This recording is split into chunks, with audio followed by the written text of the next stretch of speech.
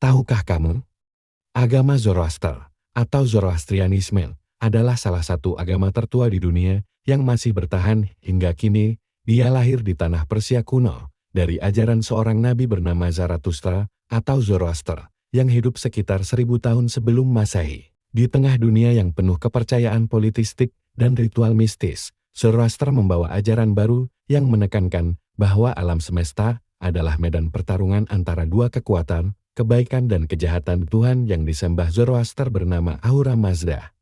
Tuhan yang maha bijaksana dan sumber dari segala cahaya dan kebenaran. Lawannya adalah Angra Mainyu atau Ahriman, simbol kegelapan, kebohongan, dan kehancuran. Manusia, menurut ajaran ini, berada di tengah pertarungan itu, dibekali akal dan kehendak bebas untuk memilih berpihak pada kebaikan atau justru mengikuti jalan keburukan. Hidup pun menjadi ujian moral yang akan dipertanggungjawabkan setelah kematian.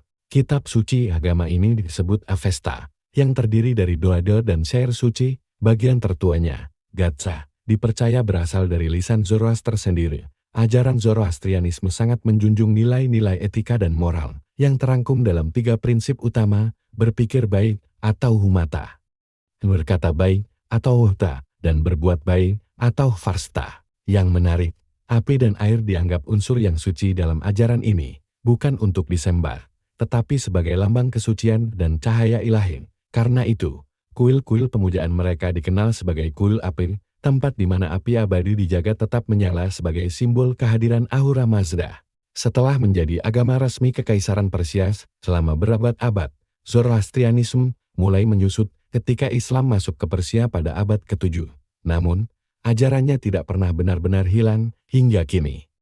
Komunitas kecil penganut Zoroaster masih ada di Iran dan India yang dikenal sebagai kaum Parsi, menjaga warisan leluhur mereka dengan penuh kebanggaan. Meski tidak sepopuler agama-agama besar dunia saat ini, Zoroastrianisme telah memberikan warisan besar bagi pemikiran spiritual manusia. Banyak konsep penting seperti hari penghakiman, surga, neraka, dan pertarungan moral antara kebaikan dan keburukan dalam agama-agama samawi diyakini mendapat pengaruh dari ajaran Zoroaster. Ini menjadikannya bukan hanya agama kuno, tetapi juga tonggak penting dalam sejarah agama dan etika dunia.